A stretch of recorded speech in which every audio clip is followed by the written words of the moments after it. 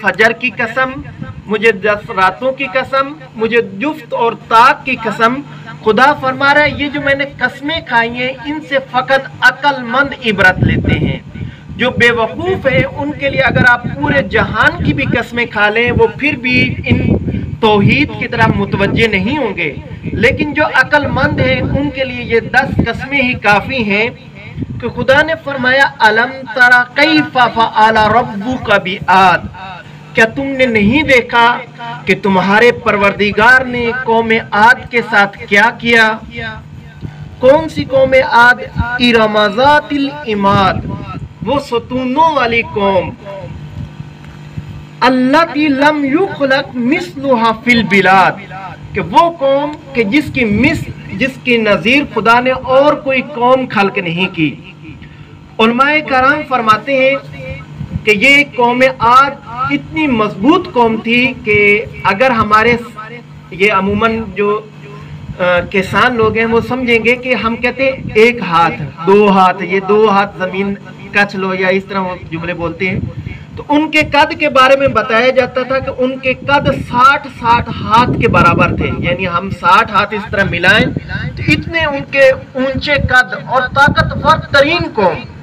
और अल्लाह ताला ने इस कौम की हिदायत के लिए हज़रत हूद अलैहिस्सलाम को भेजा कि इस कौम की हिदायत करें। ये कौम खुदा की नाफरमान कौम थी, इन्होंने खुदा की नाफरमानी की, नाशुक्री की और खुदा के साथ शिर्क किया, बूतों की परस्तिश की। तो अल्लाह ताला ने हज़रत हूद अलैहिस्सलाम को भेजा कि इस कौम की हिदायत करो।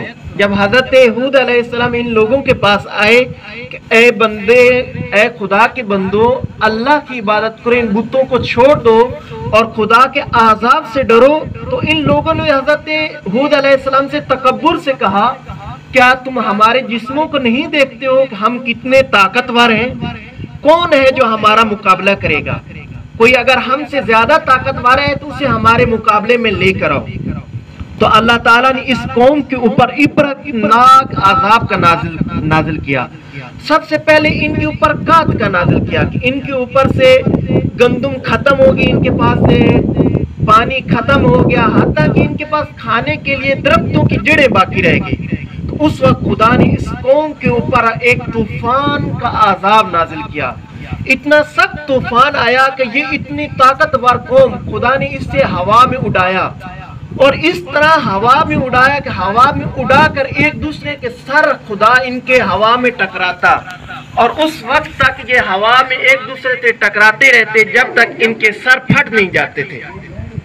हत्ता कि जब इनके सर फट जाते तो खुदा इनको हवा में घुमा घुमा कर नीचे जमीन पे पटक देता और इनके सर जुदा हो जाते, तन जुदा हो जाता। फिर खुदा कहता कौन बचा है जो मेरे मुकाबले में आए?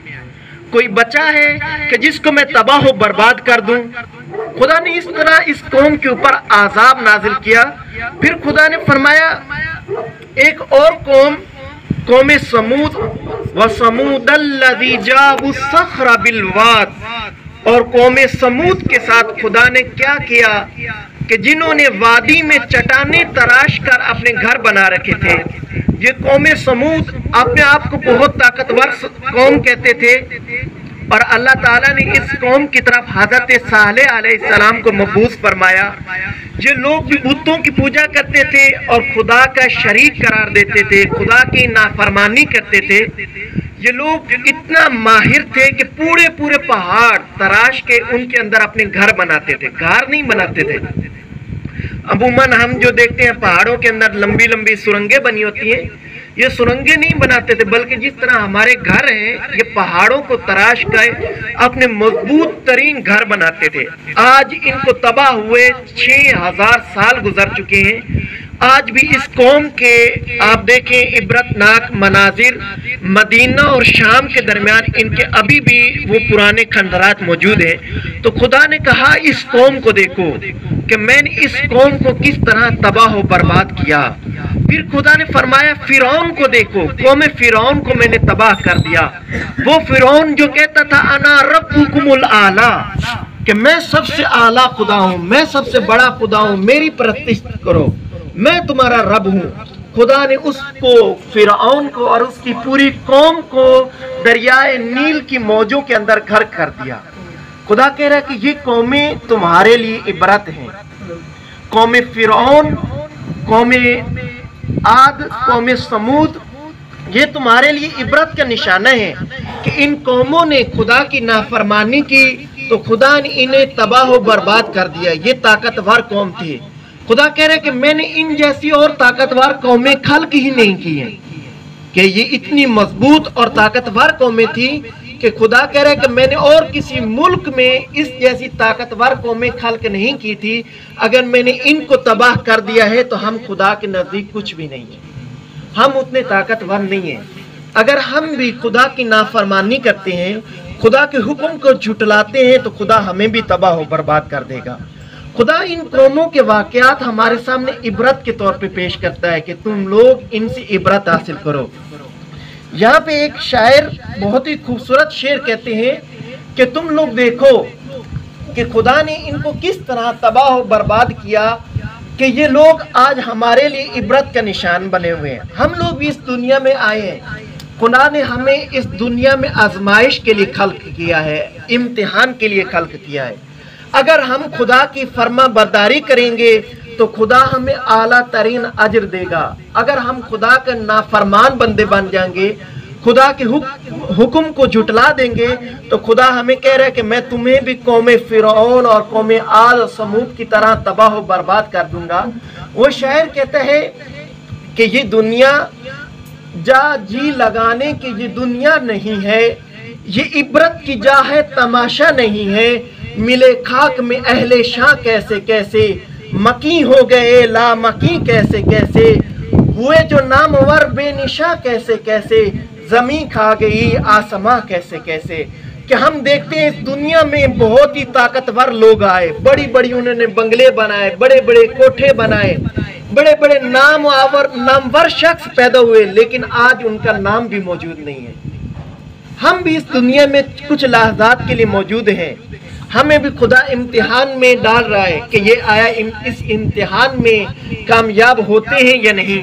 اگر ہم کامیاب ہو جاتے ہیں تو خدا ہمیں کہتا ہے کہ میں تمہیں جنت کی بشارت دیتا ہوں، اور اگر ہم ناکام ہو جاتے ہیں تو خدا کہتا ہے اس قوم فرعون سے عبرت لو، میں تمہیں ان کی طرح تباہ و برباد کر دوں گا۔ خدا کہہ رہا ہے کہ ان قوموں نے کیا کیا؟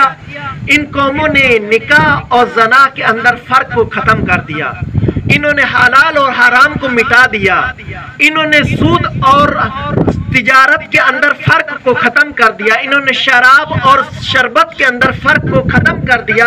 تو پھر خدا نے ان کے ساتھ کیا کیا؟ خدا فرما رہا ہے الذی طغوا فی البلاد، ان لوگوں نے ملکوں کے اندر سرکشی کی، طغیان کیا، فاکثر فیہا الفساد، اور ان لوگوں نے میری نافرمانی کی، فساد پھیلایا۔ فَصَبَّ عَلَيْهِمْ رَبُّكَ صَوْتَ الْعَذَابِ، جب ان لوگوں نے میری نافرمانی کی تو میں نے ان کے اوپر اپنے عذاب کا کوڑا برسا دیا، کہ میں نے ان کو اپنی عذاب کی گرفت میں لے دیا۔ اِنَّ رَبَّكَ لَبِالْمِرْصَادِ، کہ بے شک تمہارا پروردگار ان کی طاق میں بیٹھا ہوا تھا۔ خدا نے ان کو مہلت دی کہ خدا کے سامنے توبہ کر لو، خدا کی بندگی کرو، لیکن انہوں نے خدا کی مہلت کے اوپر عمل نہ کیا تو خدا نے ان قوموں کو تباہ و برباد کر دیا۔ اس کے بعد خدا انسان کی ایک کج فہمی کی طرف متوجہ کرتا ہے، فَأَمَّا الْإِنسَانُ إِذَا مَبْتَلَاهُ رَبُّهُ فَأَكْرَمَهُ وَنَعَمَهُ فَيَقُولُ رَبِّ أَكْرَمَنِ۔ خدا کہتا ہے کہ جب میں انسان کو اس طریقے سے آزماتا ہوں کہ میں اس کو مال دیتا ہوں، دولت دیتا ہوں، تو یہ کہتا ہے خدا نے میرے اوپر بڑا فضل کیا ہے، خدا نے میرے اوپر بڑا کرم کیا ہے، خدا نے مجھے مال دیا ہے۔ آپ اگر کسی بندے سے پوچھیں بھائی جان کیا حال ہے، کہتا ہے خدا کا بڑا فضل ہے۔ پوچھے کس چیز کا فضل ہے؟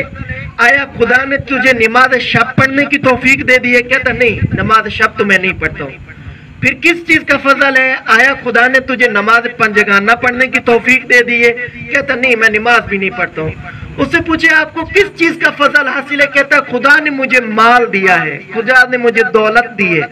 खुदा कह रहा है ये माल और दौलत फजल नहीं है, ये खुदा की आजमाइश है। खुदा माल देकर तुझे आजमा रहा है। अगली आयत में खुदा फरमाते हैं, सलवात पर मोहम्मद वाले मोहम्मद,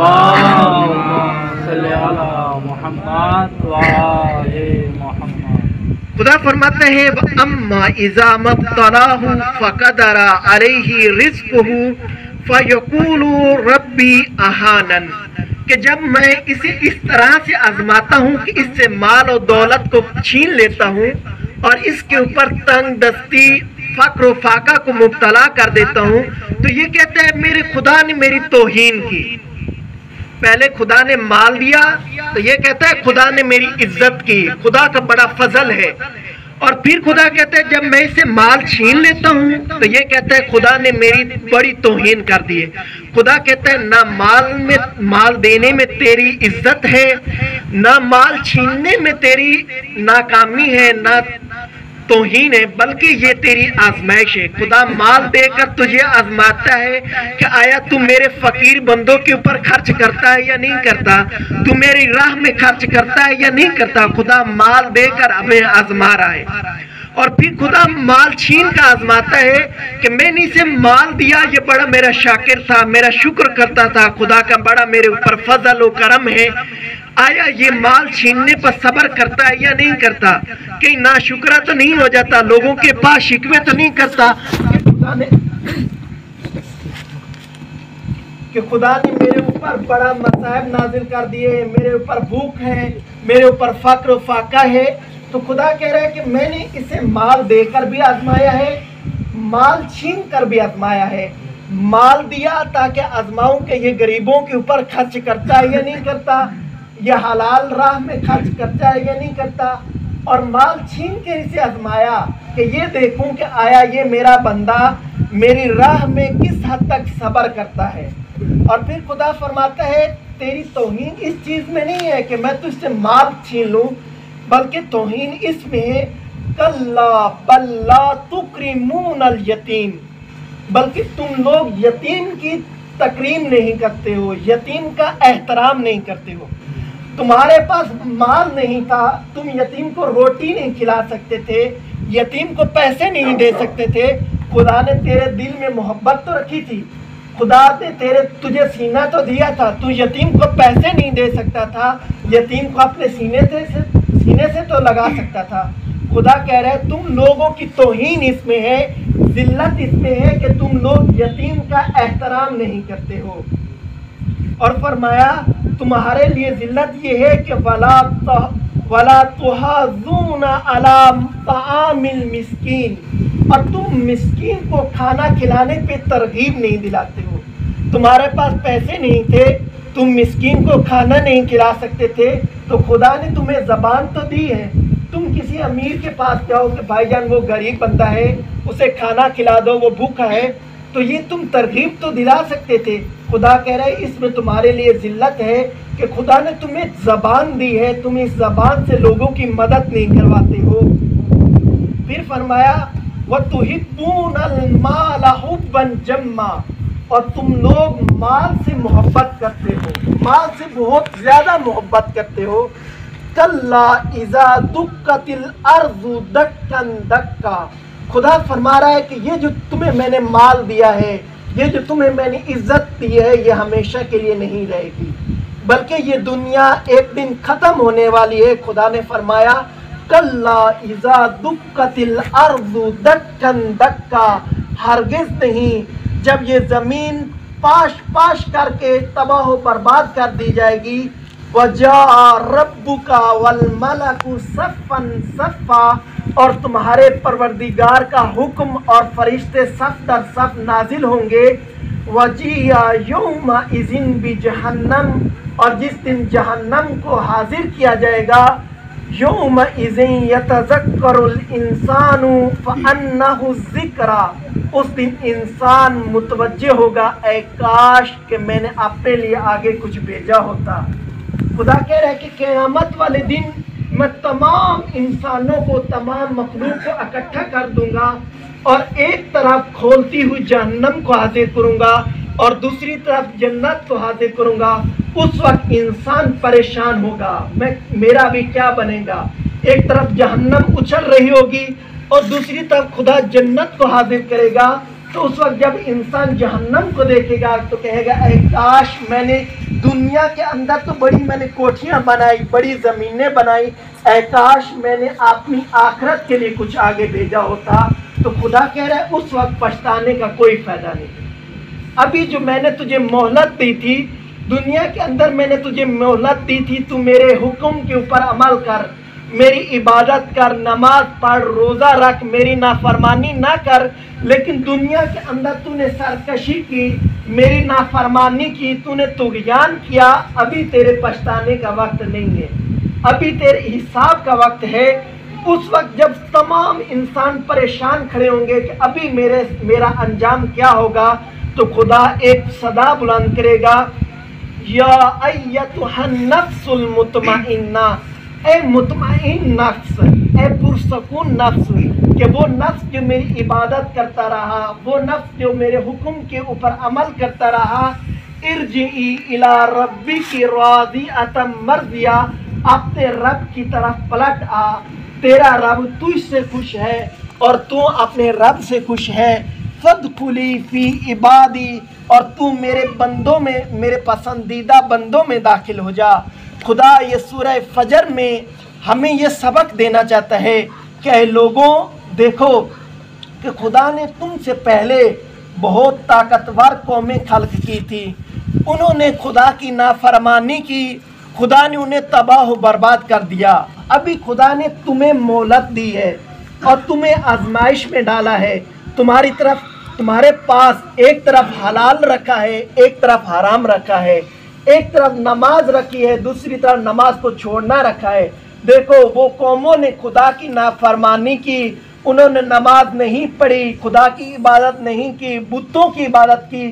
خدا کہہ رہا ہے میں نے انہیں تباہ و برباد کر دیا۔ تو ابھی تمہارے پاس مہلت ہے، یہ زندگی ہے، اس زندگی میں خدا کی طرف پلٹ آؤ۔